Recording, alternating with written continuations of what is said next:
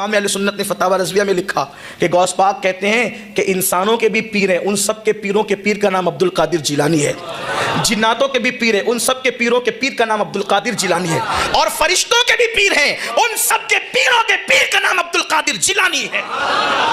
یہ میرے مرشد کی شان ہے، غوث پاک کی شان یہ ہے، پیروں کے پیر ہے۔ تو کہا کہ اس کے ایک ایک بال سے نور نکل رہا ہے، میں نور دیکھ رہا ہوں۔ اب وہ نور قادریت کا ان آنکھوں سے نہیں دکھتا، جب دل کی آنکھیں روشن ہوتی تب نظر آتا ہے۔ کہا اس کا ایک ایک بال منور ہے۔ لوگ کہتے ہیں نبی کا پورا خاندان نور کیسے؟